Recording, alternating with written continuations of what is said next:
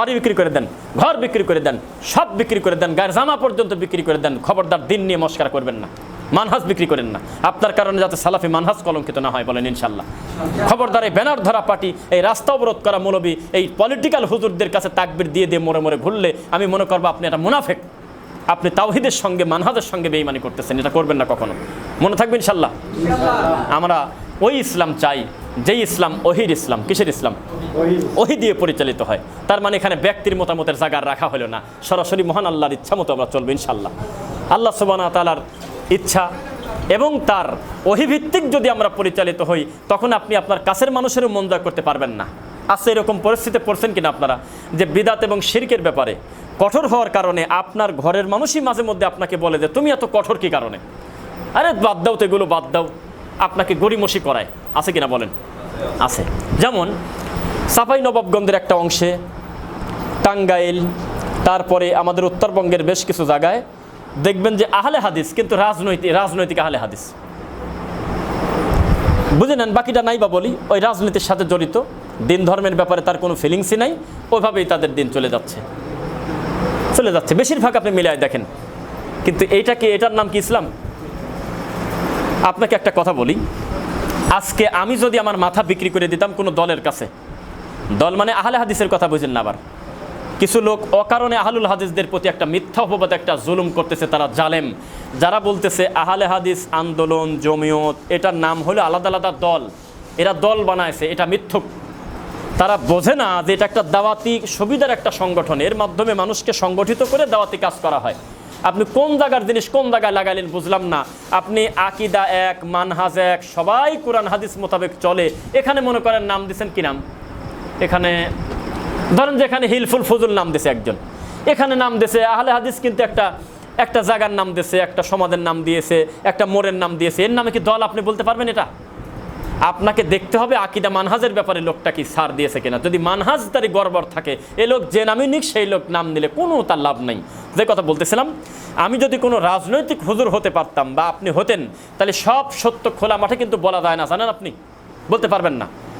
Vote হয়েছে 12ই ফেব্রুয়ারি, 11ই ফেব্রুয়ারিতে ওই রাজনৈতিক কোনো হুজুরের ক্ষমতা নাই, এই অধিকার তাকে দেওয়া হয় নাই তার দল থেকে যে তুমি প্রকাশ্যে বলো এই দেশে যত পাকা কবর, উঁচু কবর আছে সব ভেঙে ফেলতে হবে যদি আমরা ক্ষমতায় যাই। এ কথা যদি বলতো, 70টা পাইছে, 3টা সিটও পাওয়া কঠিন ছিল। কারণ আপনাকে জানতে হবে যে এই দেশে 70 জন তারা, 80 জন তারা, যারা মাজার কেন্দ্রিক, যারা কবর পূজা, এটাকেই তারা দিন মনে করে, ওদেরকে খেপায় দেয় না, বরং তাদের মন্দিরও উদ্বোধন করতে চলে যাচ্ছে হুজুর মানুষ। দেখেন নাই এই দলের লোক এখানে আছেন তো নাকি? নাউজুবিল্লাহ, পরেন আস্তাগফিরুল্লাহ। আমি জানি যে আল্লাহ আপনাদেরকে হেফাজতে রাখছেন, ইনশাল্লাহ সুধারণা রাখি, আল্লাহ যেন আপনাদেরকে হেফাজতে রাখেন। যেই লোকটা মন্দিরে ঢুকে দিন প্রতিষ্ঠিত করতে চায়, এইরকম হুজুরের পিছনে যদি কোনো আহলে হাদিস সন্তান যদি ঘোরে, তাহলে এর থেকে শরমের কিছু আছে আর বলেন? ডক্টর আব্দুল্লাহ জাহাঙ্গীর রহিমাহুল্লাহ, তিনি একজন হানাফি আলেম, কি নাম শুনেছেন? তিনি মারা গিয়েছে। সেই লোকটার কাছে প্রশ্ন করলো যে আমরা কি করব, রাষ্ট্রীয়ভাবে এত এটা করা হয়, বিভিন্ন এইটা সেটা হয়, তারপরে শহীদ মিনারে ফুল, বিভিন্ন কিছু করা হয়, আমরা কি করব? তখন উনি বলল যে আমরা গলায় ধরে নিয়ে মরিয়ে দেই।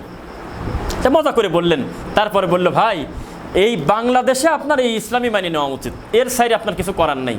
কয়েক একটা কথা বললেন, আমরা কি চেষ্টা করবো না? হুজুররা বলে যে কি চেষ্টা করবেন, এই দেশে এই ইসলামই চলবে। এই দেশের ইসলামের সবচেয়ে দামি জিনিসের নাম হলো শাহজালালের ড্যাগ আর খান জাহানের মাজারের কুমির, এর থেকে বড় দামি জিনিস আর নাই। এদের পিছনে লাগেন, আপনার এলাকায় টিকা কঠিন। এটাই ইসলাম, এটাই মেনে নিতে হবে। কি করবেন? যে দেশের 98 জন কোরআন মাজিদের সাথে সরাসরি সম্পর্ক নাই, যে দেশের 99 জন রুকু জানে না, যেই দেশের 98 জন বেনামাজি, সেই দেশে আপনি এর থেকে ভালো ইসলাম কিভাবে চাচ্ছেন? তখন বললো, আর তাহলে কি করার আছে? তখন বললো, শোনেন, রাজনীতি যারা করে, এই শাসক কোনোদিন ধর্ম প্রতিষ্ঠিত করে না, শাসকরা হলো ক্ষমতা প্রচার করে, আর আলেম ওলামা হলো দিন প্রচার করে। আলেম ওলামা যেদিন একযোগে মসজিদের মেম্বারে বলবে, ও বাংলাদেশের মানুষ, মিলাদ পড়লে বিদাত হবে, আমরা একমত হয়ে গেলাম, এই কর্ম করা যাবে না, এটা নবী করে নেই, তার কোনো সাহাবায়ে কিরাম থেকে প্রমাণিত না, সেই দিন এই সমাজ থেকে মিলাদ উঠে যাবে ইনশাল্লাহ। এটা সংসদে গিয়ে ঢোকানোর কিছু না। সংসদে গিয়ে যারা বলতেছে যে আমরা কাজ করব, হাসির কথা, আল্লাহর কসম আপনার সাথে আর কি করতেছে। সংসদে গিয়ে বলা যায় না, আপনি মাথা খারাপ নাকি? সংসদে কি এটা বললে হয় নাকি? পাগল হয়েছেন নাকি আপনি? ওই যে 2% 5%-এর ভোট হারায় ফেলবেন যদি একটা বাদে কথা যদি বলেন আপনি শিরকের ব্যাপারে। এদেশে 70% ভোট হারাবেন আপনি যদি বলেন চট্টগ্রামে গিয়ে যে বাবারা আমাদেরকে যদি ভোট দেন তাহলে আপনাদের এলাকায় কোনো পাকা কবর রাখবো না, এ কথা বলে জামাত ইসলাম ভোট পাবে? আরে মাথা খারাপ। ওখানে গিয়ে বলবে কে বলেছে আপনারা আমাদের বিপক্ষের লোক, আমরা সবই তো এক, আসেন আমাদের বুকে আসেন, আল্লাহ এক, নবী এক, সব তো আমরা একই রে বাবা। তখন তারা বলবে যে মাল তো আমাদেরই লোক। এই ইসলাম প্রচার আহলে হাদিসের বাচ্চা কোনোদিন করে না, আলহামদুলিল্লাহ। এখনো পর্যন্ত ডক্টর আসাদুল্লাহ গালিব যদি ধমক দেয় তার আশেপাশের লোকের কম্পন শুরু হয়, তার মানে ব্যক্তিত্ব থাকা লাগবে, প্রভাব থাকা লাগবে। দিন চলে যাচ্ছে, একটা দায়িত্ব নিয়ে বসে আছেন একটা এলাকার, অথচ আপনার এলাকার বেদাতে পূর্ণ, আপনি নাম নিচ্ছেন আহলে হাদিস, কিছুই বোঝেন না, দিন চলে যাচ্ছে। তো এইটা হবে না ভাই, আমাদেরকে একটু প্রভাব বিস্তার করতে হবে, আমাদেরকে এভাবেই দাওয়াতি কাজ করতে হবে। প্রত্যেকটা ভাইকে মনে করতে হবে আমার কোটি কোটি লোকের থেকে আমার এই ভাইটা আমার কাছে বেশি প্রিয়, আমি সংখ্যা দিয়ে কী করবো? অন্তত আমাদের মাধ্যমে আমার 10টা যুবক ভাইকে নিয়ে আমি তো দাওয়াতি কাজটা শুরু করলাম। পারবেন না ইনশাল্লাহ? আপনাদের কি কষ্ট হচ্ছে? আমরা কথা লম্বা করব না, একই দিনে জুমার খুতবা দিয়েছি, আবার আপনাদের সামনে আসলাম। যদিও আমরা খুব কাছেরই মানুষ, এমনিই মোবাইলে সবসময় আমাদেরকে দেখেন, তবু মাঝে মধ্যে এক জায়গায় আসলে একটা ভালোবাসার ব্যাটারি চার্জ হয়। দূরত্বের কারণে, কর্মের কারণে থাকতে হয় দূরে। আর আমি পাবনার মানুষ, সবচেয়ে যেই জেলাতে কম দেখা যায় আমার সেটার নামই পাবনা। বাকি 63 জেলাতে হয়তো বিচরণটা তুলনামূলক আমাদের বেশি। আমরা এটাই চাই, খুব বেশি কাছের ভালো মানুষ, মানে ভালোবাসার মানুষদের সামনে খুব বেশি বেশি না ঘোরাটাই ভালো, বরং অন্য ভাইকে দিয়ে আমার আল্লাহ কাজ নিক, আমি তার এলাকায় কাজ করি। আননন ফেসের প্রতি মানুষের একটা দুর্বলতা থাকে। যেই কথাটা আপনার মসজিদের 5 ওয়াক্তের ইমাম নিয়মিত সালাত পড়ায়, উনি খুতবা দিলে যে কথা হবে, ঢাকা থেকে বা দূর থেকে একটা অপরিচিত শায়েখকে দায়ীকে নিয়ে এসে যদি মাসে একটা হালাকা করেন, একটা খুতবা দেন, তার কথার প্রভাবটা বেশি পড়ে, মানুষ তাকিয়ে থাকে, কারণ সবসময় তার সামনে 2 চোখ দিয়ে পায় না। এটা মানুষের স্বভাব। মানুষ খুব কাছের জিনিসকে খুব বেশি গুরুত্ব দিতে পছন্দ করে না। মানুষ মেনেই নিতে পারে না যে অমুকের ছেলে আল্লাহওয়ালা হবে কীভাবে, ওটা আমাদেরই ছেলে, আমাদের অমুকের ছেলে, একসাথে বাজার ঘাট করি, ও কীভাবে আল্লাহওয়ালা হয়? কিন্তু উনি যদি 20 বছর ফাঁকে থাকে, একটা অন্য অপরিচিত এলাকায় থাকে যেখানে তার কোনো আত্মীয় স্বজন কেউ নাই, ওখানে উনি দিন প্রচার করতে গেলে ওখানে তার ভ্যালু, তার পার্সোনালিটি, তার ব্যক্তিত্বটা বেশি থাকে। এটা একটা স্বভাব, মানুষের একটা ব্যাপার। তো তারপরেও এটা আমাদের শিকড়, পাবনা জেলার মানুষ আমরা, আমাদের এর প্রতি সারা জীবনে দুর্বলতা থাকবে। আমরা এখানে সারাটা জীবন আমরা নর্দমার ভিতরে ছিলাম, আমাদের পড়াশোনা, পরবর্তীতে দিন পর পরে আপনাদেরকে আমরা বুঝতে পেরেছি, আপনারা আমাদেরকে জানতে পেরেছেন। আমাদের এই ভালোবাসাটা যেন আল্লাহ জান্নাত পর্যন্ত কবুল করেন। আর ভালোবাসা ব্যক্তির জন্য না, ভালোবাসা হবে আল্লাহর জন্য। কার জন্য? আল্লাহর জন্য। আল্লাহর জন্য ভালোবাসা যদি হয় তাহলে সময়ের ব্যাপারে আপনাদের গুরুত্ব দিতে হবে। এখানে আজকের প্রোগ্রাম বলে কথা না, জুমার সালাতে আপনি এমন সময় যাবেন, গিয়ে দেখবেন যে এখনও মুয়াজ্জিন আজান দেয় নেই, আপনি যাওয়ার পর তিনি আজান দেবে, ইনশাল্লাহ পড়েন।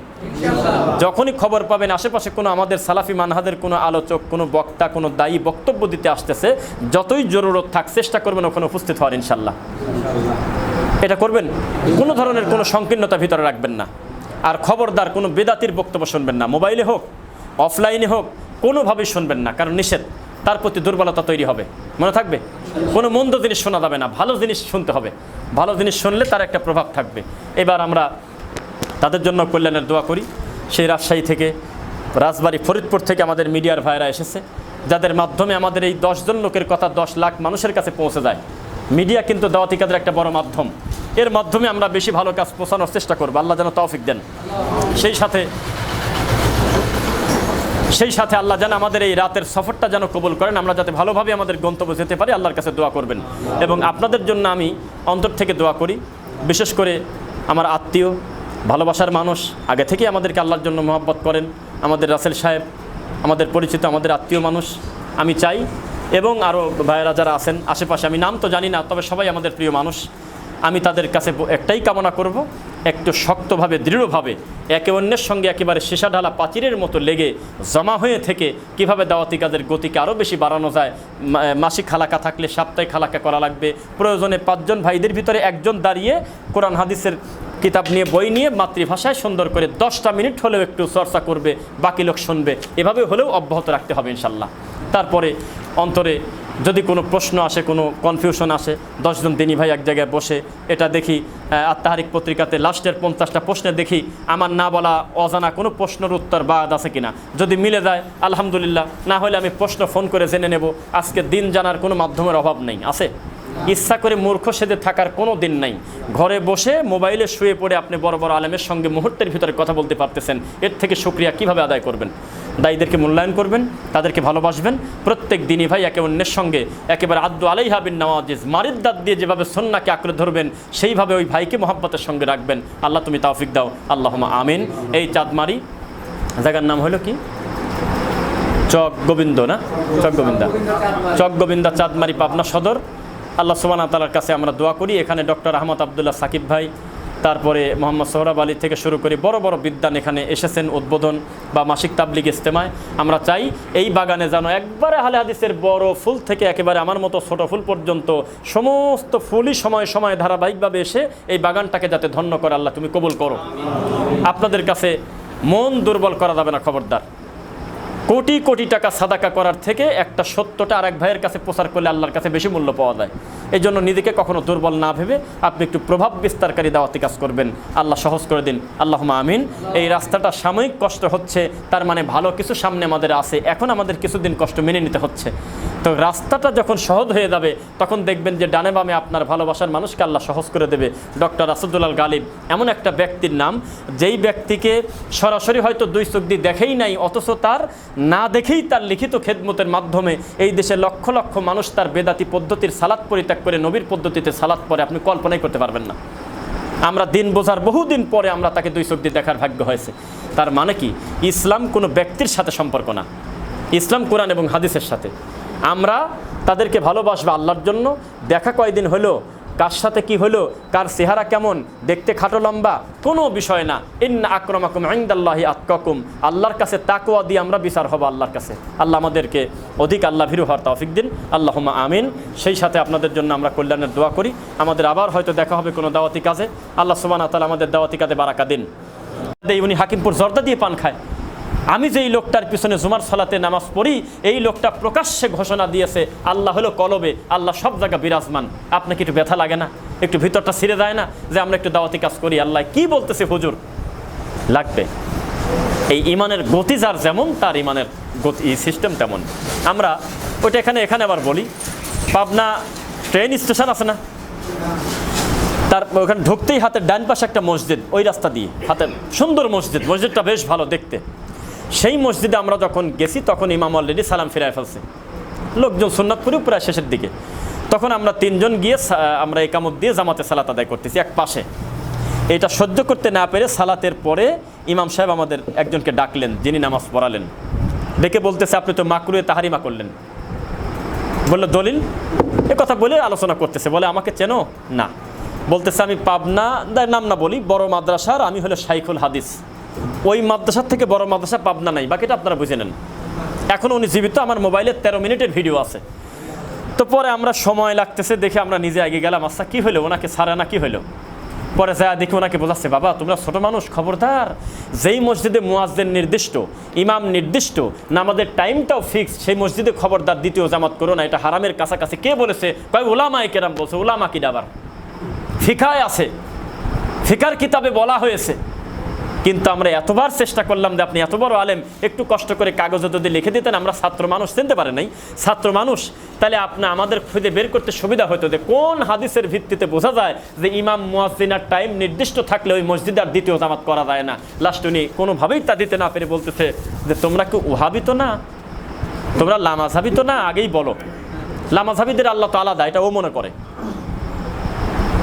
এটা হলো আমাদের দেশের বড় হুজুর। অন্য কেউ হলে বলতে চলো এইসব জামেলা যা কয় ওকে না, জি না, সুযোগ পাইছি ওকে আমরা দাওয়াতি কাজ করে দেবো। তারপরে আমরা 12 থেকে 14 মিনিট তার পিছনে লাগলাম, কথা বললাম যে যেহেতু আপনি স্বীকার করে নিলেন যে আমরা ছাত্র আপনার আর আপনি ওস্তাদ, তাহলে ওস্তাদের কাছে আমরা দিনের ব্যাপারে জানতেই পারি। এইমাত্র সালাতের সালাম ফেরানোর পর ডানে বামে সালাম ফিরে যে হাত তুলে মোনাজাতটা করলেন, এইটার দলিল যদি কোথাও দেখাতে পারতেন তাহলে আমরা একটু মেনে নিতাম। 15 মিনিট তার সাথে কথা বলছি, মনে হলো যে একটা বিষের বোতল থাকলে বিষ খায় মরে যেত, হজম করতে পারতেছে না। শেষ পর্যন্ত বলতে ঠিক আছে বাবা, যাক দোয়া করি বাবা, তোমরা যাও, বড় হও, এই সেই বলে খালি আমাদের সরাই দিতে চাচ্ছে। একটা দলিল দেওয়ার ভাগ্যই শাইখুল হাদিসের হলো না, অথচ এই কাজটা 98টা মসজিদে করে। তখন আমরা বললাম জানেন, মানুষ মুনাফিকি করে। আপনাদের দেওবন্দিরা কেমন জানেন? আপনারা বাপেরও মানেন না। আপনারা যেখান থেকে ডেলিভারি হয়েছেন, এই কি বলে হাটহাজারি, সেই মাদ্রাসায় সম্মিলিত মোনাজাত হয় না। দেওবন্দে হয় না, আপনারা চুপ করে করতেছেন মনে মনে প্রত্যেক জায়গায়। আপনাদের আরিফ বিন হাবিব হুজুর প্রকাশ্যে ঘোষণা দিয়ে দিচ্ছে যে আসলে এটা উচিত না। আপনাদের হাসান জামিল মাওলানা, বিশাল বড় মাওলানা, সে প্রকাশ্যে বলে দিচ্ছে এটা সুন্নাহ বিরোধী। আপনারা এগুলিই করে যাচ্ছেন। আর যদি জামাত ইসলাম করেন তাহলে তো আপনি প্রথমেই ধরা। যদি জামাত ইসলাম করেন এই কথা মুখ দিয়ে একবার স্বীকার করেন তাহলে তো সরাসরি প্রথমেই ধরা। আপনি অভিনয় করতেছেন। আপনি খালি খালি মস্কারা করে বলতেছেন যে আমি সাইদি রাহিমাহুল্লাহকে ভালোবাসি, অথচ মিথ্যুক। সাইদি সাহেবকে প্রকৃত ভালোবাসে এই দেশের আহলে হাদিসরা, আর কেউ না। এরা অভিনয় করে যাচ্ছে সবাই।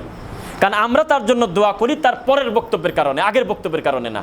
তিনি আগে অনেক কিছু ভুলভ্রান্তি মানুষ হিসাবে করছে, যেটাকে দিন মনে করছে, পরবর্তীতে তিনি ফিরে এসে অনেক সত্য খোলা মাঠে স্বীকার করত। আর আপনি এমন ভণ্ড, আজ পর্যন্ত জীবনে কোনোদিন তাকে ভালোবেসে তার দলের লোক হয়ে জীবনে খুতবায় বললেন না, বাবারা আজকে থেকে 30 বছর আগে সিলেটের মাটিতে, চট্টগ্রামের মাটিতে চিৎকার দিয়ে সাইদি সাহেব বলে গিয়েছে শবে বরাত বেদাত, আমরা তাকে ভালোবাসি, কোরআন হাদিসেও তাই আছে, শবে বরাত বাদ দেন। এই কথা বলে ওই যে বড় মাদ্রাসা চাকরি খুতবা টিকানো যায় না। এই জন্য জামাত ইসলাম কিন্তু একটা টু শব্দ কর না, যে হুজুর করতেছে। সাইদি সাহেবের নাম শুনলে এখনো চোখ দিয়ে পানি চলে আসে, গলায় তাবিজ, এখনো দাড়িটা বড় হয় না, এখনো টাকনুর নিচে কাপড়। জীবন দিয়ে দেবে মৃত সাইদি রাহিমাহুল্লাহর নামে, সাদমারি রাস্তার উপরে, পাকা রাস্তার উপরে জীবন দেবে, এরকম যুবক এই দেশে বহু, পাবনা জেলায় ভরা। এত ভালোবাসে তাকে, কিন্তু তার কথা কিছুই মানে না, শয়তানি করে বেড়ায়। যেই কথা আহলে হাদিসরা আজকে বলতেছে আপনার কাছে নতুন মনে হচ্ছে, সেম কথা 30 বছর আগে সাইদি বলে গিয়েছেন। আমাদের পরে সম্মিলিত মোনাজাত করা বেদাত। উনি খাদিজা নামে একটা মহিলা মানুষের প্রশ্নের জবাব দিয়ে খোলা মাঠে স্বীকার করে গেছে মরার আগে। আপনি অভিনয় করেন কি কারণে? মানতে পারেন না, ভঙ্গি করেন কেন? আপনারা সংখ্যাই তো বেশি। এই দেশে যত মসজিদ আছে অধিকাংশ তো আপনাদের দখলে, কোনোদিন তো সত্য স্বীকার করেন না। সাইদি সাহেব আজকে থেকে প্রায় 20 বছর আগে, মরার 15 বছর আগে এইভাবে একটা বই উঁচু করে বলেছিল, নামাজ উম্মতেরা নামাজ, নামাজ আমাদের অনেকেরই শুদ্ধ হয় না, নামাজ যদি শুদ্ধ করে পড়তে চান নাসিরউদ্দিন আলবানির সালাতুর রাসূল বইটা পড়বেন। কোনোদিন কোনো ভণ্ড হুজুরকে দেখলাম না, তার ভালোবাসার অনুসারী তার দলের লোক আজও পর্যন্ত বলল না আমিও একটু উঁচু করে বলবো সালাতুর রাসূল বইটা পড়বেন, যেটা ডক্টর আসাদুল্লাহ গালেব স্যার একদম ইনসাফ ভিত্তিক সুন্দর করে লিখছে বাংলা ভাষায়, মাতৃভাষায়। বলুক তো দেখি। কালকেই তার দল থেকে নোটিশ চলে আসবে, নোটিশ চলে আসবে। হ্যাঁ, তুমি এগুলো বলতে যাও কেন? জানো না এটা বলা যায় না, এটা বললে ভোট কমে যায়। এই হলো হুজুর। তো মানুষ আসলে অভিনয় করে ভাই, জানে না এই কথা আপনি বলেন না, না জানি বুখারি খতম করে। আপনি এখান থেকে পাবনা শহরের একটু 2-4টা গলি ঘুরবেন, দেখবেন মোড়ে মোড়ে লেখা খতমে বুখারি অনুষ্ঠান। যদি না থাকে আমি মিথ্যুক। খতমে বুখারি অনুষ্ঠান, তারপরে ওই পাগড়ি পর্যন্ত দেয়, গরু খায়, অনুষ্ঠান করে। তার মানে বুখারি খতম করে দিয়েছে। বাপরে বাপ, আপনি কয়টা হাদিস জানেন? বুখারি খতম, অথচ বুখারি অনুযায়ী 2 রাকাত নামাজ পড়ার ভাগ্য তার নাই। আমিন খুঁজে পাচ্ছে না। আপনাকে ইহুদের দালাল পর্যন্ত বলবে, তাও আমিন ঠেকানো লাগবে। এটা হলো তাদের দিনের গতি। তা আমাদের দেশের শিক্ষা ব্যবস্থা এত নিকৃষ্ট, এত পর্যায়ে গিয়েছে যে দেশে অফিসিয়ালভাবে যাদের মাধ্যমে বেশি আল্লাহ কোরআন হাদিসের খেদমত নেয় তাদের গালি দেওয়াটাও একটা সাবজেক্ট আছে। এভাবেই তারা দিন প্রচার করে। এখন আপনারটা বলার উদ্দেশ্য, চতুর্দিকে ডানে বামে আপনার মনে করতে হবে ইব্রাহিম আলাইহিস সালামের মতো না, এটা বলা যাবে না। তিনি যে কঠিন পরিস্থিতিতে ছিলেন, এত বড় পরিস্থিতি এখনও খারাপ হয়নি। তিনি তার স্ত্রী ছাড়া ভালো লোক খুঁজেই পাওয়া যাচ্ছে না। অথচ আপনার আশেপাশেও মাঝে মধ্যে পরিস্থিতি খুব কঠিন হয়। ডানে বামে সামনে পিছনে বিদাতে এমনভাবে সয়লাভ, নিজেকে অসহায় মনে হয়, হয় না? তারপরেও আপনাকে মনে করতে হবে যে মুহাম্মদ সাল্লাল্লাহু আলাইহি ওয়াসাল্লাম একটা কথা বলে গিয়েছেন, ভবিষ্যৎ লা তাযালু তাইফাতুম মিন উম্মতি যাহিরিনা আলাল হক লা ইয়াদুররুহুম মান খাযালাহুম হাত্তা ইয়াতি আমরুল্লাহি হুম কাযালিক। আমার উম্মতের পরিস্থিতি যতই খারাপ হোক, যতই তারা পাপে নিমজ্জিত হোক, আমার উম্মতের একটা দল সর্বদা হকের উপরে থাকবেই। বলেন আলহামদুলিল্লাহ। আল্লাহর কাছে বলে, আল্লাহ এই দলে আমাদেরকে তুমি কবুল করো, আমরা যেন এই দলের সঙ্গে থাকতে পারি যেই দলটা মা আনা আলাইহি ওয়া আসহাবি, নবী এবং তার সাহাবায়ে কেরামের আদর্শের উপরে চলে, তাদের উপর ইনশাআল্লাহ। আমরা স্বভাবতই মাহফিল, খুতবা, হালাকা এগুলো আমরা খুব লম্বা সময় কথাবার্তা বলি না বেশি, বা এর মাধ্যমে কল্যাণও নাই। আমাদের শ্রোতাগুলোও তারা এইরকম। আমরা আশা করি বেদাতিরা নিজেরাই স্বীকার করে সাক্ষী দিয়ে দেয় মাঠে যে আহলে হাদিসের শ্রোতা যাই কোরআন হাদিস শুনতে, আলহামদুলিল্লাহ। আর তাদের মাহফিলেগুলো আসেই হলো গাল গল্প শুনতে, কিচ্ছা শুনতে, বাদাম খেতে, জিলাপি খেতে। এটা তাদের গতি, তারা সময় সময় স্বীকার করে। তা আমি মনে করি আমাদের শ্রোতারা যতটুকু ইলম অর্জন করবে ইনশাল্লাহ তারা আমল করবে ইনশাল্লাহ। আর আরেকটি কথা সমাজে ভুল আছে, দেখবেন যে আপনি কাউকে দিনের ব্যাপারে বোঝাতে যাচ্ছেন, উনি আপনাকে বলবে জানার নাম ইসলাম না মানার নাম ইসলাম, বলে কিনা? না না, জানার নাম ইসলাম না মানার নাম হলো ইসলাম, এটা বলে। কথাটা শুনতে ভালো লাগলো, কিন্তু কথাটা ভালো না। জানার নাম ইসলাম, কে বলছে জানার নাম ইসলাম না? আপনাকে জানতে হবে। আপনি না জানলে আপনি আমল করবেন কি? আপনি কি জানেন যে টয়লেটে ঢুকতে এলেম লাগে, টয়লেটে প্রবেশ করতে এলেম লাগে, স্ত্রী সহবাস করতে এলেম লাগে, খালি বিয়ে করলে হয় না? সেই ইসলাম কি আপনার এলেম ছাড়াই চলবে? বলেন, এমনি চলবে? এইবার আপনাকে একটা কথা বলি, টয়লেটে ঢুকতে এলেম লাগে বললাম কেন জানেন? এলেম ছাড়া যদি আপনি হাইকোর্টে বসেন, গ্রামের থেকে একটা নিরীহ একটা সহজ সরল মানুষকে ধরে নিয়ে আপনি ঢাকাতে গিয়ে হাইকোর্টে বসায় দিয়েছেন, অত গুলায় ফেলবে, অত বুঝবে না এখানে কী করতে হবে। তার মানে টয়লেটে প্রবেশ করতে এলেম লাগে, অথচ জান্নাতে যাওয়ার জন্য মানুষের কোনো চিন্তাও নাই, কোনো ভাবনাও নাই, কোনো ফিলিংস নেই, তার কিচ্ছু নাই। কোরআন মাজিদ ভিতরটা ছিঁড়ে যায়, আল্লাহর দেওয়ার নামটা পছন্দ হয় না। মাহফিলে বক্তব্য শুরু করছি, বক্তব্য যখন 6 মিনিট তখন এই কোরআন মাজিদটা ধরে বললাম, এই যে কোরআন মাজিদ আল্লাহ সুবহানাহু ওয়া তাআলা যে নাম দিয়েছে একাধিক, আমরা সেই নামই পছন্দ করব। আমরা বলবো কোরআন মাজিদ, কোরআন শরীফ বলা ঠিক না। 4-5টা মুরব্বী একদম সামনে থেকে উঠে চলে যাচ্ছে আর বলতেছে কোরআনের পাশেও লাগিয়ে গেছে এরা, একে প্রকাশ্যে বলে দিচ্ছে এই কথা, এর পাব নাই, ডাইরেক্ট বলে দিলে কথা যে এরা কোরআনের পাশে লাগিয়ে গেছে। অথচ তারা জানে না নাম পরিবর্তনের মাধ্যমেই এই দেশে বড় বড় বেদাত এবং শিরকের জন্ম হয়েছে। যতদিন কবর ছিল ততদিন মাজার ছিল না, ততদিন কবরে ফুল দিত না, কবরে সেজদা দিত না, কবরে মানুষ ছিল না, কবর ছিল যতদিন। মুহাম্মদ সাল্লাল্লাহু আলাইহি ওয়াসাল্লামের কবরকে কবর বললে যায় না, সাহাবীরা কবরই বলছে। আর গরু ছাগল মারি তার 10টা মুরিদ থাকলে চিৎকার দিয়ে বলতেছে যে এটা হলো মাজার। এখন আর কবর বলা যাচ্ছে না, কারণ তিনি খুব উঁচু দরজার লোক। আর পীর মরে গেছে কথা তো বলেই না, বলে হলো পীর পর্দার আড়াল হয়েছে। মরছে এই কথা বলে নাকি জানেন? মরা পীরের কথা শুনছেন জীবনে মুরিদের মুখে? বলে যে পীর হলো পর্দা নেছে। আস্তাগফিরুল্লাহ আযীম, ইন্নাকা মাইয়িতুন ওয়া ইন্নাহুম মাইয়িতুন। এটা মানুষের মরা মানুষের মাইয়িতের থেকে আর বড় কঠিন কথা আছে মাইয়িত। আমি বলতেছি যে অমুকের আব্বা মাইয়িত, এই লোকটার মরা বাকি আছে? আর বলেন তো, একটু বলেন। মুহাম্মদ সাল্লাল্লাহু আলাইহি ওয়াসাল্লামকে বলতেছে আপনি মাইয়িত, আপনি মারা যাবেন, তারাও মারা যাবে। আর আমাদের দেশের হুজুররা এই শাহজালাল, শাহপরাণ কে, এগুলো কিন্তু মাজহুল, এগুলো কিন্তু আমরা চিনি না ভাই। এগুলো কিন্তু বেশিরভাগ মিথ্যা গল্প। যে এই যে সমস্ত নদীর পানি শাহজালাল বদনার ভিতরে নিয়ে আসছিল, জায়নামাজ পার দিয়ে চলে গেছে, আব্দুল কাদের জিলানির বাপ বড়ই খায়া গোলামি করলো, সবই বাদে কথা, এগুলির কোনো ভিত্তি নেই।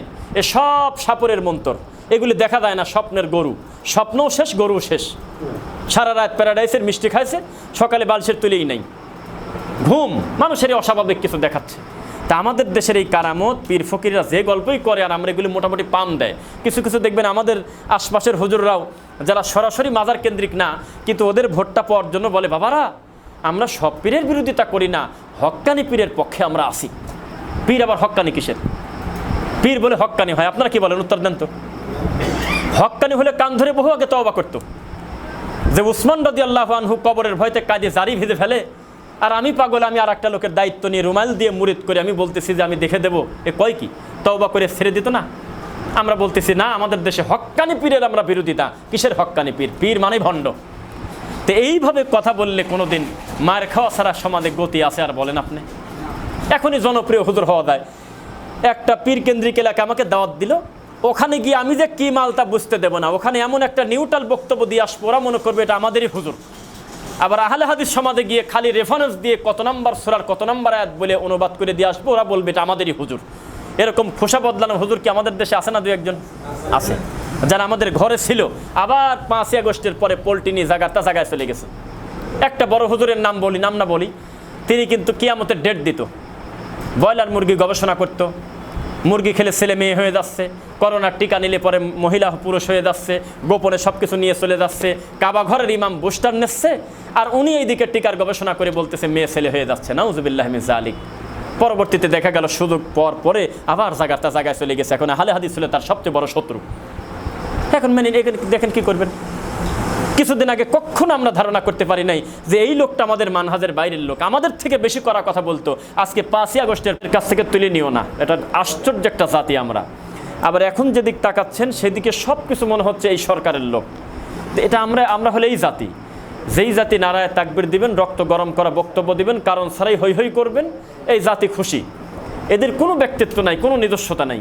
এই জাতির কাছে ল্যাংটাও চলে, এ জাতির কাছে তাহেরিও চলে, এ জাতির কাছে খানজাহান আলীর কুমিরও চলে, এ জাতির সিরাজ আপনার ড্যাগও চলে, কোনো কিছু অচল নেই। আশ্চর্য একটা জাতি আমরা, যে দেশে অফিসিয়ালভাবে মদ গাঁজাকে প্রমোট করা হয়। আমি বললাম যে আপনার ক্ষমতা থাকলে আপনি লালনের আকড়ায় গিয়ে ওদেরকে গাঁজাখোর বলে আপনি টিকতে পারবেন না, ওটা গাঁজার জায়গা না, বলতে হবে সিদ্ধি খাচ্ছে তারা। গাঁজার নামটা তারা পরিবর্তন করে দিয়েছে। আমার বক্তব্যের শুরুতে আপনাকে আমি একটা বিষয় বলি, আজকে খুব সিরিয়াসভাবে কথাগুলো বলবো ইনশাল্লাহ। সেটা হলো, কেউ কিন্তু বসে নেই, প্রত্যেকে যার যার জায়গায় কঠিন, কিন্তু আপনার জায়গায় আপনি শুধু নরম। প্রমাণ, আজ পর্যন্ত আট্রসি কখনো নিজেকে দুর্বল মনে করে না। পরিস্থিতি যত জটিল হোক, সারা দেশের মানুষ তাদের বিরোধিতা করুক, তারা তাদের জায়গায় খুব কঠিন। তারা নিজেকে গর্ববোধ করে নিজেকে সুন্নি বলে। লালনের মন্দির, যেখানে 1-1.5 কিলোমিটারের ভিতরে গাঁজার গন্ধে টেকা যায় না, তারা পর্যন্ত নিজেদেরকে লালনের অনুসারী বলে কষ্ট পায় না, ভালো লাগে, খুশি হয় মনে মনে তারা। এই যে আপনার পাশেই দেখেন হৈ হৈ করে জিকির হয় প্রতি বৃহস্পতিবারের দিন, গত শুক্রবারের রাত রাস্তার পাশেই দুনিয়ার নোংরামি, বেদাত, শিরকে নিমজ্জিত, দিন ধর্ম কিচ্ছু জানে না পীরের লোক, এই রাস্তার পাশেই। অথচ দেখেন আপনি তাদের কাছে গিয়ে তারা নিজেদেরকে নবীর মানে ও কি বলে, নবী প্রেমিক, আশেকের রাসূল, এইরকমভাবে তারা নিজেদেরকে দাবি করে এবং তারা তাদের দল নিয়ে তৃপ্তি লাভ করে। কিন্তু আমি আহলে হাদিস, এই কথা বলতে যদি আমার লজ্জা লাগে, তাহলে আমার এর থেকে লজ্জার শরমের কিছু আর নাই। এটা খুব গর্ব করার ব্যাপার। সারা পৃথিবীর এই নোংরা নর্দমার ভিতর থেকে যাদেরকে আল্লাহ পছন্দ করে তার কোরআন এবং সুন্নাহর খেদমত নিচ্ছে, তারাই হলো আহলুল হাদিস। অথচ দুর্ভাগ্যজনক বশত আমরা আমাদের দায় সারা কাজ করতেছি। আমরা দিন দিন বেদাতের সাথে মিশে যাচ্ছি। আমাদের বক্তাগুলো বেদাতি 2-1টা নিয়ে আসে, আমাদের কর্মকাণ্ড, চলাফেরা, ওঠা বসা বেশিরভাগ বেদাতির সঙ্গে। আপনি তাজ্জব হবেন, আমরা বেদাতিদের বিরুদ্ধে যত কঠোর, এর থেকে আরও বেশি কঠোর ছিল হলো সালাফগণ। সাহাবায়ে কেরামের পর থেকে সিরিয়ালে আপনি টানতে থাকেন, দেখবেন যে তারা আরও বেশি কঠোর। কারণ লাআনাল্লাহু মান আওয়া মুহদিসান, কেউ যদি কোনো বেদাতিকে সহযোগিতা করে, বেদাত করে না, শুধু সহযোগিতা করলো, একটা বেদাতি হুজুরকে বুকে টেনে নিল, একজন বেদাতকারীকে বলল যে মাশাআল্লাহ আপনাকে দেখলে আমার মনটা ভরে যায়, এটা বলা যাবে না। কারণ ইসলামের দুশমন, ইমানের দুশমন, শরীয়তের দুশমন, এই লোকটাকে মূল্যায়ন করা যাবে না। কারণ আপনি যদি তাকে ভালোবাসা দেন, তখন তার প্রতি একটা দুর্বলতা তৈরি হবে, তার মাধ্যমে শরীয়তের ক্ষতি হচ্ছে, আপনি তাকে ঘৃণা করবেন দিনের কারণে। পারলে বাধা প্রদান করবেন যে মিলাদ চলবে না, কুলখানি চলবে না, তাবিজ কবজ চলবে না, আপনি মানতের এই সমস্ত কিছু চলবে না, আপনি সঠিক দিন মানেন, এটা বলবেন, এটা আপনার দাবি, ইমানের দাবি। নিতান্তই যদি না পারেন, অপরগ হন যে আমার সাধ্য নাই, ঘৃণা করতে আপনি বাধ্য অন্তর থেকে। ফাবি কলবিহি ওয়া যালিকা আদাফুল ঈমান, এর নিচে আর কোনো স্তর নাই। কিন্তু আমাদের দেখেন তো, দাতি বেদাতি সব আমরা মিশে গেছি। আমাদের কোনো কিছু, এত গুনাহ অপরাধ দেখি আমরা, এত শিরক দেখি, কুফর দেখি, বেদাত দেখি, আমাদের ভিতরে কোনো ইমানের ফিলিংস নেই। বোনের বাড়ি বেড়াতে গিয়েছেন, বোনের মেয়ের বাচ্চা, মেয়ের গলায় তাবিজ, তারা হলো হানাফি, এজন্য আপনি মনে করতেছেন যেহেতু ওরা হানাফি ওদের গলায় থাকতেই পারে না, আপনার ভিতরে জ্বালাপোড়া হওয়ার কথা। কিভাবে আমি দাওয়াতি কাজ করে তার গলা থেকে তাবিজটা ছিঁড়বো, তখন আমি একটা গোলাম আজাদের নেকি বাবা আল্লাহর কাছে। আর যেই ব্যক্তির সওয়াবের আশা নাই, জান্নাতে যাওয়ার আশা নাই, এই লোকটা হলো বিকৃত, এই লোকটার কোনো মানুষ না, ওটা অমানুষ। যেই লোকটার মহান আল্লাহর খুশি লাগে না, সওয়াবের চিন্তা নাই, এইরকম মানুষ কোন এই মানুষ এই দুনিয়াতে বোঝা। যারা বলে যে আমি নিরপেক্ষ, নিরপেক্ষটাও একটা পক্ষ। নিরপেক্ষ কিসের? মুসলমান স্বার্থ ছাড়া একটা পা সামনে আগাবে না, এর নাম হলো মুসলমানিত্ব। আমার ডাইন পা দিয়ে আমি টয়লেটে ঢুকবো না, এটা আমার নীতি। আমার পা পর্যন্ত নবীর সুন্নাহর বিরুদ্ধে যাবে না। মসজিদে ঢুকবো আমি কোন পা দিয়ে, বের হবো কোন পা দিয়ে। স্ত্রী সহবাসের মতো গোপন কাজ, সেখানে পর্যন্ত রাসূলের পদ্ধতিতে দোয়া আছে। তার মানে আমি স্বার্থ ছাড়া একটা কদম আগাবো না। আমার ঘুমের সময় দোয়া, ঘুমের শেষে উঠে সারে দোয়া, প্রত্যেকটা কর্মকাণ্ডে আমার করণীয় কিছু আছে, বর্জনীয় কিছু আছে। প্রত্যেকটা মুসলমান স্বার্থবাদী, স্বার্থ ছাড়া চলা যাবে না। তবে সে স্বার্থ হবে পরকালীন স্বার্থ, মহান আল্লাহর খুশির স্বার্থ, দুনিয়াবি না। এখন আপনাকে যদি আমি বলি, আপনার কি এই টার্গেট আছে যে আমি একটা টার্গেট নিয়ে আমি একজন বেদাতির কাছে যেভাবে হোক আমি লেগে আছি, 5 দিন 7 দিন 10 মাস হোক না, 2 বছর 5 বছর, আমি তাকে বেদাত থেকে বাঁচানোর চেষ্টা করব, সংগ্রাম করব? এই ধান্দা আমাদের নাই। আমাদের প্রভাব বিস্তার করতে হবে যে আমি কি কাজটা করলাম।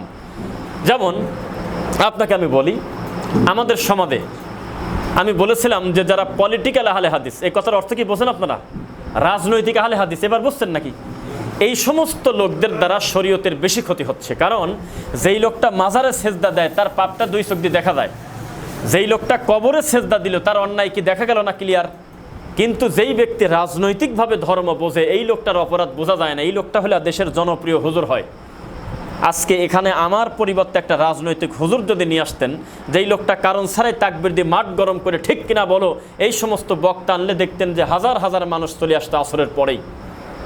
এটা হলো জনপ্রিয় হুজুর। তো জনপ্রিয় এক জিনিস, আর আল্লাহর কাছে সন্তুষ্টি এক জিনিস। আপনি আমি তো বহু দূরের কথা, মুহাম্মদ সাল্লাল্লাহু আলাইহি ওয়াসাল্লামকে পর্যন্ত আল্লাহ নিষেধ করতেছে আপনি অধিকাংশের মতামত মেনে নিয়ে দিন চালাবেন না। ইন ইয়াত্তাবিউনা ইল্লা যান্না ওয়া ইনহুম ইল্লা ইয়াখরুসুন, কারণ অধিকাংশ মানুষ চলে অনুমান আর আন্দাজের ভিত্তিতে, ধারণার ভিত্তিতে। অনুমানের উপরই চলতেছে দেশটা। শাহজালালের ড্যাগের কাছে একটা ডিসি অসহায়। এই দেশে আপনি কার কাছে দিন প্রচার করবেন? একটা ডিসি রাতারাতি পরিবর্তন হয়ে যাচ্ছে, অথচ সে ডিসি দিন ধর্ম সম্পর্কে হয়তো কিছুই জানে না। উনি কোনো তাওহীদবাদী মুসলিমও না। তুলনামূলক উনি ভালো কি, উনি বলছে যে মাজারের আমি স্বচ্ছতা চাই, টাকা পয়সা কোথায় যায়, অথচ শিরক কোনটা, কুফর কোনটা, বেদাত কোনটা উনি হয়তো জানেও না, বলেও নাই। এই কতটুকু বলার কারণে রাতারাতি তাকে ট্রান্সফার করে দিয়ে দিয়েছে। এটা হলো বাংলাদেশ। আর এই দেশে একদল টুপিওয়ালা যারা জন্মসূত্রে পেয়ে গেছে, বাপদাদার সূত্রে জোরে আমিন, অধিকাংশ ক্ষেত্রে তারা মনে করতেছে ওদের সাথে মিশে যে রাজনৈতিক আহলে হাদিস হতে চাচ্ছে। এটা আমাদের জন্য সবচেয়ে বড় লজ্জাকর। জি না, আজকে কোনো টুপিওয়ালাও যদি সংসদে যেতে চায় আর এই লোকটা যদি প্রধানমন্ত্রী হয়, ওর বাবার ক্ষমতা নাই শাহজালালের মাজারের ব্যাপারে একটা কটু কথা বলে, কালকেই ঘাট ধরে তাকে নামায় দেবে। কারণ এর নামই গণতন্ত্র। এই দেশে মন্দির আর মসজিদ এক, ব্রাহ্মণ আর হুজুর এক, ভগবান আর আল্লাহ এক, হুবহু এক। এর নাম হলো রাজনৈতিক হুজুরদের ওয়াজ। একটু পরিবর্তন করবেন, শেষ দিন শেষ। কয়দিন আগে ভোটের আগে হুজুররা বলল না, হুজুররা তো ভগবান আর আল্লাহর কোনো পার্থক্য খুঁজে পায় নাই। পাইছে? এক চুল পার্থক্য পায় নাই। বলছে একই তো, মোরা দুইটি ডিমের একটি কুসুম, ওরে ব্রাহ্মণ আসো আমার বুকে আসো, একই, কোনো পার্থক্য পায় নাই। কারণ মন্দিরে গিয়ে যদি খালি একদিন বলে যে আপনাদের এই কর্মকাণ্ডটা শিরক, এটা উচিত না, আপনাদের ধর্মগ্রন্থেও এই ধরনের কোনো কথা লেখা নাই, তাহলে ওই আসনে তাদের এমপি হবে না, লিখে রাখেন। কারণ তাদের ওখানে ভোট বেশি। চট্টগ্রাম, সিলেট, তারপরে আপনার বিবাড়িয়া, রাজবাড়ী, এই সমস্ত অঞ্চলে আপনার এই রাজনৈতিক হুজুর যারা আছে, যাদের টুপি আমাদের থেকে 4 গুণ উঁচু, মুফাসসিরে কোরআন বুঝে নেন, এই শের মারা হুজুররা যদি খোলা মাঠে খালি গিয়ে বলে বিবাড়িয়াতে, বাবারা খবরদার তোমরা তাবিজ কবজ নিও না বাবা, মাজারে কেন্দ্রিক দিন প্রচার করো না, এগুলো শিরক, ওই আসনে সেই লোকটা এমপি হারাবে নিশ্চিত, লিখে রাখেন। ওখানে গিয়ে বলতে হবে আমরা তো আল্লাহর ওলির পক্ষের লোক বাবা, এখানে অসুবিধার কি আছে, আমরা তো সব একই। তখন সব লোকজন বলবে যে যাক, এইরকম ঐক্যই আমরা চাই। এই সেম ঐক্যের দাওয়াত মুহাম্মদ সাল্লাল্লাহু আলাইহি ওয়াসাল্লামকে আল্লাহর কাবা ঘর চত্বরে আবু জাহেলের নেতৃত্বে আবাল ওয়ালিদ দাওয়াত দিয়েছে যে মুহাম্মদ হালুম্মা ফালনা আবুদ মা তাবুদ ওয়া তাবুদ মা নাবুদ, আসো না আমরা ইবাদত মিশায় ফেলি, আল্লাহর ভগবানকে আজকে আমরা এক করে ফেলবো, তোমার সাথে কাবা ঘরে তোমার আল্লাহকেও সেজদা দেবো, আবার তুমি সময় পেলে তুমি আমাদের সঙ্গে লাত মানাত উজ্জাতের পক্ষেও কিছু সময় দাও। তখন মুহাম্মদ সাল্লাল্লাহু আলাইহি ওয়াসাল্লাম যদি ঐক্য মেনে নিতেন, তাহলে আজকের দিনের হুজুর রাজা মেনে নিয়ে যা হয়েছে তাই হতো। রাসূল বললেন কুলিয়া আইয়ুল কাফিরুন, এই কাফেরের বাচ্চারা, এতদিন দেখেছো আমার এক রূপ, এখন দেখবে ভিন্ন রূপ। দিনের ব্যাপারে, শরীয়তের ব্যাপারে আমি মুহাম্মদ সাল্লাল্লাহু আলাইহি ওয়াসাল্লাম নিজেও আল্লাহর কাছে জিম্মি, আমি নিজেও বাম হাত দিয়ে পানি খেতে পারি না, আমি শরীয়তের কাছে জিম্মি, আমাকে ডান হাত দিয়েই খেতে হবে। তুমি কোন প্রস্তাব দিলে যেখানে যে প্রস্তাবের ভিতরে শিরক আছে, সঙ্গে সঙ্গে তাদেরকে আলাদা করে দিলেন। বললো যে তোর ইবাদতই তো আলাদা, আমার ইবাদত আলাদা, তোমার ভগবান আর আল্লাহ আমি মিশাই কিভাবে? আমাদের দেশের হুজুরা মিশাই দিয়েছে। যদি বলেন মিশাই নাই, তাহলে আপনি প্রমাণ দেবো, আমাকে বেঁধে রাখেন প্রয়োজনে। মিশাই দিয়েছে এই দেশের অধিকাংশ হুজুর। ওমা ইউমিনু আকসারুহুম বিল্লাহ ইল্লা ওয়া হুম মুশরিকুন। কুরআন মাজিদ আল্লাহ সুবহানাহু ওয়া তাআলা বলে দিলেন যে অধিকাংশ মানুষ ঈমান আনে নাই, এ কথা আমি আল্লাহ বলি নাই, ঈমান আনছে, কালেমা পড়েছে, তারপরেও তারা মুশরিক। চারটেখানি কথা নাকি? মুশরিক মানে কি? ঈমান হারা, সে লোক ঈমানই নাই। অথচ এই লোকের সংখ্যা আমাদের দেশে বেশি। অথচ এই দেশে, আমাদের দেশে যাদের মাধ্যমে আল্লাহ হয়তো বেশি খেদমত নেওয়ার কথা, সংখ্যায় বেশি যে হুজুররা, তারা পড়ে আছে গণতান্ত্রিক হুজুর, পলিটিক্যাল হুজুর তারা। যার কারণে আহলুল হাদিস একটা ভিন্ন ব্যতিক্রম একটি দাওয়াতি কাজ, যেই কাজের প্রতিভাই হলো এইরকম যে কোনো ব্যক্তি, দল, কোনো ধরনের কোনো মানুষ পূজা বাদ দিয়ে শুধুমাত্র আল্লাহ এবং তার রাসূলের বিধান জমিনে প্রতিষ্ঠিত করতে হবে। এইটা হলো আমাদের সংগ্রাম। এই জন্য সকল বিধান বাতিল করো, ওহির বিধান কায়েম করো। আর যদি আমরা কিছু জায়গায় বলি আসেন আপনারা ইসলামের পক্ষে আসেন, ইসলামের পক্ষে কোনটা? কোন ইসলাম?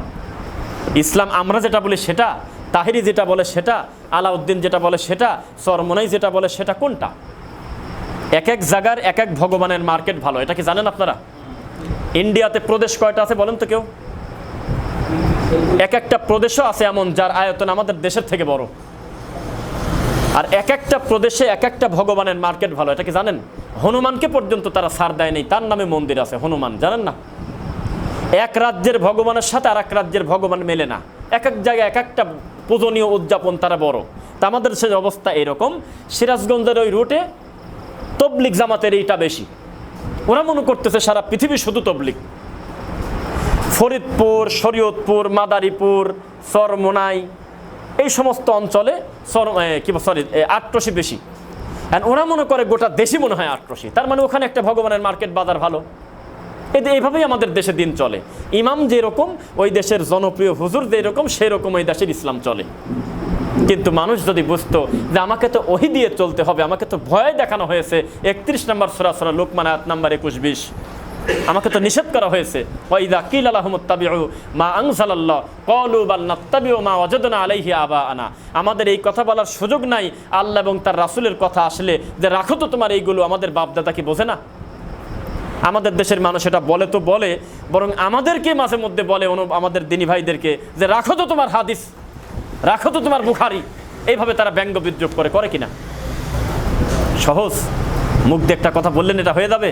মা ইয়ালফিযু মিন কাওলিন ইল্লা লাদাইহি রাকিবুন আতিদ। যাই জবান থেকে বের হবে কথা আল্লাহর কাছে রেকর্ড থাকে। সাবধানে কথা বলতে হয়। আপনি দাওয়াতি কাজ করেছেন 50 বছর 70 বছর, কিন্তু দাওয়াতি কাজের কিছু বোঝা যাচ্ছে না। আপনি বেদাতীদের সঙ্গে মিশে গেছেন, আপনার ডানে বামে চলতে ফিরতে কর্মকাণ্ড সব বেদাতীদের মতো, তাহলে আপনি কাজটা করলেন কি? অথচ এই যে তরুণ যুবক দিনী ভাইদের মাধ্যমে আল্লাহ সুবহানাহু ওয়া তাআলা যে কাজটা করতেছে, একাডেমিক কাজ, দারাসের মাধ্যমে, হালাকার মাধ্যমে, শুধু শীতের সিজনের ওই বক্তার কেন্দ্রিক ওইভাবে দাওয়াতি কাজ করলে কাজ হবে না, সারা বছর কাজ চলবে ইনশাল্লাহ। জুমার খুতবা, হালাকা, দার্স, তারপরে কিতাবাদি পত্রিকার মাধ্যমে, তারপরে মাসিকাল তাহারিক হতে পারে, ইতেসাম হতে পারে, যে আমাদের সালাফি মানহাজের পত্রিকা হোক না কেন, তাকে নিজেকে ব্যস্ত রাখতে হবে, তখন দাওয়াতি কাজ হবে, একাডেমিক কাজ, তার অনুভূতি থাকতে হবে। আপনাকে আমি প্রমাণ দেব, এখান থেকে আপনি 10-20 কিলোমিটারের ভিতরে ঘুরবেন, দেখবেন এমনও কিছু জায়গা আছে আহলে হাদিস ছাড়া কিছু নাই, অধিকাংশই সবাই তারা আহলে হাদিস, কিন্তু দিনের ব্যাপারে খুব একটা তাদের কোনো প্র্যাকটিস নেই, ফিলিংস নাই। ওই বছরে একটা মাহফিল হচ্ছে, শেষ, 50টা ছেলে মেয়ে দিন শিখবে, তাদের কোনো ব্যবস্থা করা নেই।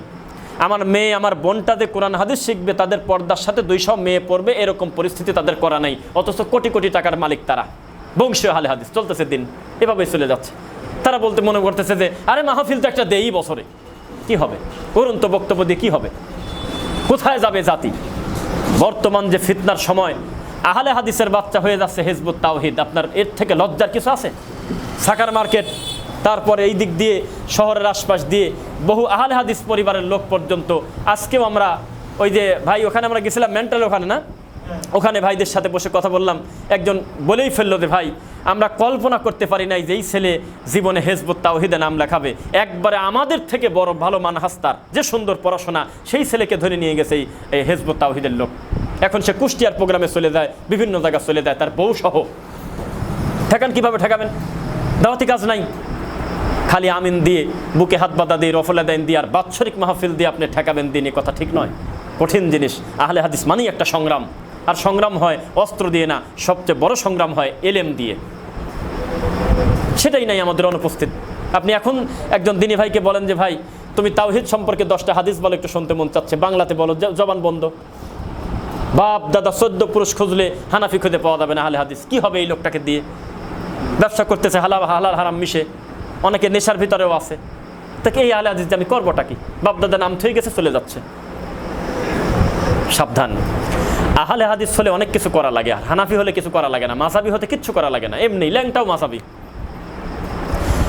আপনি আটরসি গিয়ে, লালনে গিয়ে, চরমোনায় গিয়ে, মাইজবান্ডারে গিয়ে, ফুরফুরায় গিয়ে, যত পীর ফকির আছে ধর্মকে যারা ব্যবসা মনে করে বিকৃত করছে ইসলাম, তাদের প্রত্যেকের কাছে গিয়ে যদি বলেন যে ভাই তুমি কোন মাযহাবের, একজনও আহলে হাদিস বলবে না, বলবে আমি হানাফি। কোন হানাফি তা বলে না। শাহজালালের মাজারে যে সেজদা দেয় সেও হানাফি, সবাই কয় আমি হানাফি। তাহলে হানাফি হতে কিছু লাগে না, কিন্তু খালি মনে করতে হবে যে আমার বাপদাদা যেহেতু ছিল আমি ওটাই। কি কারণে সে জানে না, কিন্তু একটা আহলে হাদিসকে আহলে হাদিস হলে বহু কাজ আছে তার, সমাজের বহু অন্যায় তাকে ত্যাগ করতে হয়, বহু করণীয় তাকে বুকে টেনে নিতে হয়, হাজার হাজার সংগ্রামকে মেনে নিয়ে তারপরে তার নাম হয় আহলে হাদিস। এত সোজা না। আহলে হাদিস মানে কি বলেন? আহলে হাদিস এদিক দিয়ে হেঁটে যাবে, ওই আশপাশে 10,000 বেদাতি যদি থাকে তাদের কলিজা কাঁপতে হবে, অস্ত্রের জোরে না, শুধু হেঁটে যাবে আর ভাববে বাপরে বাপ, ওই যে লোকটা যাচ্ছে, সারা পৃথিবী দিয়ে তাকে কেনা যাবে না। আর আমরা 200 টাকার জন্য বেহাক্কে লা ইলাহা ইল্লাল্লাহ মুনাজাত করে ধর্ম বেঁচে খাচ্ছি মিলাদ করে। আর এই যে কেবল হেঁটে গেল ছেলেটা, এই লোকটা শিরিককে এমনভাবে শিরিক বলে জীবন চলে যাবে, তবে শিরিক করবে না। সে কই, সে লোক কোন জায়গা আছে খুঁজে বার করেন। এভাবে দিন চলে যাচ্ছে আমাদের। সাবধান। নবী সাল্লাল্লাহু আলাইহি ওয়াসাল্লাম বলেছিল লা তাজালু কবরি ঈদা ওয়ালা তুসাল্লি আলা মাত। খবরদার আমার কবরকে তোমরা ঈদের অনুষ্ঠান বানায়ো না, কেননা তোমার পূর্ববর্তী তোমার পূর্ববর্তী জাতিরা, নবীদের অনুসারীরা, তারা তাদের নবীকে আল্লাহর পর্যায়ে নিয়ে বাড়াবাড়ি করতে করতে তারা আল্লাহর পুত্র বানিয়ে ফেলছে। আমাদের তো তাই হয়েছে, যেটার গুরুত্ব দেওয়ার কথা সেটার গুরুত্ব নাই, যেটার গুরুত্ব নাই সেটাকে গুরুত্ব দিয়ে আমরা কামড়াকামড়ি করতেছি। আজ সারা পৃথিবী বিপর্যয়, মুসলিম উম্মাহ সবচেয়ে বড় অনুপস্থিত হলো তাদের কাছে তাওহীদ। এই তাওহীদের দাওয়াত নেই। আপনি 98 জন হুজুরকে মাইক নিয়ে বলেন যে ভাই তাওহীদের ব্যাপারে তোমার ধারণা কি, কিছুই জানে না, চুপ করে বসে আছে। ঈমান ভঙ্গের কারণ জানে না, নামাজ ভঙ্গের কারণ জানে, রোজা ভঙ্গের কারণ জানে, হজ ভঙ্গের কারণ জানে, ওযু ভঙ্গের কারণ জানে, ঈমান ভঙ্গের কারণ জানে না। কার কাছে কি বলবেন আর কোথায় কি চলবেন? এই দেশে জনপ্রিয় ইসলাম প্রচার করতে চান না। আমি অনুরোধ করতেছি আপনাকে, সংখ্যার বিবেচনা সত্যের মাপকাঠি না। সংখ্যার বিবেচনা যদি সত্যের মাপকাঠি হয় তাহলে আহলে হাদিসরা হলো সবচেয়ে দুর্বল। এই দেশে সবচেয়ে হক্কানি হওয়ার কথা ছিল মাজার পূজারী, কবর পূজারী। তাদের এক একটা মাহফিলে যে পরিমাণ মাইক যায় ওই পরিমাণ লোক আমার সামনে নাই, খুতবা নাই, প্রোগ্রামে নাই। সংখ্যা কোনোদিন সত্যের মাপকাঠি না, জানেন এটা? সত্যের মাপকাঠি সংখ্যা বিবেচনা কাদের? মিশর থেকে পড়ে আসছে এক বড় মাওলানা, নাম বলেন না, বিশাল বড় হুজুর। ওই হুজুরের জনপ্রিয়তার কাছাকাছি কোনো হুজুর এই হানাফি মাযহাবে বাংলাদেশে নাই। এত বড় মাওলানা সালাম দিতে জানে না। যারা কি করবেন করেন, মাইক নিয়ে বলতেছে আসসালামু আলাইকুম ওয়া রাহমাতুল্লাহি তাআলা ওয়া বারাকাতুহু। তাআলা কোন জায়গা আছে? তা আমরা বক্তব্য দিলাম যে ভাই তাআলা কোথায় আলে, অতিরিক্ত শব্দটা কেন? এইটা বলার কারণে 5000 কমেন্ট করছে, 4500 আমাদেরকে গালি দিচ্ছে। তুই হিংসা করিস, তুই এত বড় হুজুরের বিরোধিতা করিস বেটা। তার মানে তাদের গালির কাছে, সংখ্যার কাছে, কমেন্টের কাছে কোনো জায়গায় আমরা জয় হতে পারবো না। শুধুমাত্র আল্লাহর কাছে তাওহীদের ব্যাপারে জয় ইনশাআল্লাহ। আজকে যদি ভোটাভুটি হয় আমাদের সুজানগরে, এখন যদি ভোটাভুটি হয়, 2টা বক্স থাকে, গণতান্ত্রিক ভোট, যে এই ভালো হয়েছে 2টা টিকছে। এই ভোটে হলো মুহাম্মদ সাল্লাল্লাহু আলাইহি ওয়াসাল্লাম মাটির তৈরি, আর এই বক্সের লোক যারা, তারা নূরের তৈরির পক্ষে আসো। কারা? দেখো, শতকরা 80% ভোট পেয়ে জয়যুক্ত হবে হলো নূরের গ্রুপ। তো এটা কি করবেন? আপনারা তো বসে আছেন, হুজুররা এক হলেই মনে হয় সংসদে চলে যাবে। আপনার কেমন ব্রেন আল্লাহ দিলে আমি বুঝলাম না। আমি চরমনার সাথে এক হব না, আমি বিষ খাবো, আমি মরে যাবো, আত্মহত্যা হারাম। আমি বলতেছি আমি অনেক বড় ক্ষতি মেনে নিলেও আমি এই কবর পূজারী, মাজার পূজারীর সাথে মেলবো না, কারণ আল্লাহর সাথে তার দুশমনী। আমি কিভাবে তার সঙ্গে মেলবো? ইমানের ব্যাপারে প্রশ্ন আসলে কোনো দিন মেলা যায় না। এক সাহাবী আর এক সাহাবীর জুব্বা টান দিয়ে ঈদের মাঠে বসা দিয়েছে। বসেন, একজন শাসক, তিনি প্রভাব বিস্তারকারী ব্যক্তি, তিনি এলাকার প্রধান। তিনি নামাজের আগে তিনি বলতেছে আসসালামু আলাইকুম ওয়া রাহমাতুল্লাহ। ঈদের মাঠের মতো জায়গায় সাহাবী সহ্য করতে না পেরে জুব্বা টানি ধরে বসা দিয়েছে। বসেন এখানে। কয়ে বসবো কেন, আমার অন্যায় কি? কইলে আপনি দাঁড়ালেন কি কারণ? এটা আপনার অন্যায়। দাঁড়ালেন মানে আমি একটু কথা বলবো, লোকজন নামাজের পর চলে যাবে, আমি এই সুযোগে 2টা নসিহা করব, কোরআন হাদিসের কথা বলবা। দিনুন নাসিহা, দিন মানেই তো নসিহত। তখন তিনি বললেন আপনার কথা বলার অনুমতি নাই, কারণ আমরাই 2 চোখ দিয়ে দেখেছি মুহাম্মদ সাল্লাল্লাহু আলাইহি ওয়াসাল্লাম জীবিত থাকতে কোনো দিন ঈদের মাঠে নামাজের আগে কোনো দিন নবী সালাম দিয়ে কথা বলেন নাই, বক্তব্য দেন নাই। লা আজান আজান নাই, ওয়ালা নেদা ডাকাডাকি নাই, ওয়ালা ইকামা ইকামত পর্যন্ত নাই। আপনি দাঁড়ালেন কি কারণে? জুমার নামাজের আগে খুতবা, পরে নামাজ, ঈদের নামাজের আগে নামাজ, পরে খুতবা। আপনি দাঁড়ালেন কি কারণে? বসেন। আপনি কাকে কি বলেন? কোনোদিন কি ভেবে দেখেছেন বিদাতের ব্যাপারে কি পরিমাণ কঠোর হতে হয়? কোনো কল্পনাই নেই, আপনার বুঝই নাই মাথায়। আপনার গার কাছে বসে আপনার মামা জর্দা দিয়ে পান খায়, আপনার একটু খারাপ লাগে না? আমি মামাকে যেভাবে হোক অনুরোধ করে আমি নেশাটা থেকে তাকে বাঁচাই। কোনোদিন আপনার ভিতরে কান্না আসে না যে আমার ভাতিজার গলায় তাবিজ আমি সহ্য করব কিভাবে? এটা আপনার ভিতরে কোনো কষ্ট জাগে না? শেখ বিন বাজ রাহিমাহুল্লাহর কাছে 5 জন যুবক আসছে, আমি একটা ইয়েতে লেখা দেখলাম, সম্ভবত ওনার কাছে 5 জন আসছে, এসে বলতেছে যে আপনি আমাদের কিছু নসিহা করেন, আপনি হলে জামানার একটা বড় বিদ্বান, আপনি আমাদের কিছু উপদেশ দেন। তো উপদেশ দেন বলার পর উনি বলতেছে যে তোমাদের ভিতরে একজন তার মায়ের সাথে জেনা করছে, বাকি 4 জনের অবস্থা কি বলেন? তারা দাঁত কিরিবিরি করে লাঠি খুঁজতেছে। কে সে? এত বড় ফাউল, এত বড় বাজে লোককে মায়ের সঙ্গে কুকাম করছে, সে তাকে ধরো। সে কি? আমাদের তো সহ্যই হচ্ছে না, লাফালাফি করতেছে। বলল যে হ্যাঁ, এটা তোমাদের ঈমান, যে তোমাদের একটা পাপের কথা শুনে খারাপ লাগতেছে। আপনাদের কি মনে হয় মায়ের সঙ্গে এটা বলাও তো কেমন? বলেন, এটা ছোট পাপ না বড় পাপ? বলেন না কেন, বড় পাপ না ছোট পাপ? বড় পাপ। 4 জন খুব কষ্ট পাচ্ছে, 5 জনই আর কি, যে সে কে, আমাদের ভিতরে সে কে, সন্দেহ করতেছে। একটু পরে উনি বলল যে তোমাদের ভিতরে একজনের গলায় তাবিজ আছে। তখন বলল যে তাবিজ আবার কার গলায়? এমনি 2-1 জন এটা এমনি করে দেখে টেকে বললো যে ওস্তাদ আমাদের তো সেরকম তাবিজ আছে, কারোর পেলাম না। তো বলতেছে আমি জানি তাবিজও কারোর কাছে নাই, জেনাও কেউ এই মায়ের সাথে করার মতো অন্যায়কারী এখানে হয়তো নাই। আল্লাহ তুমি ভালো জানো। আমি একটু দেখলাম ইমানের গতি।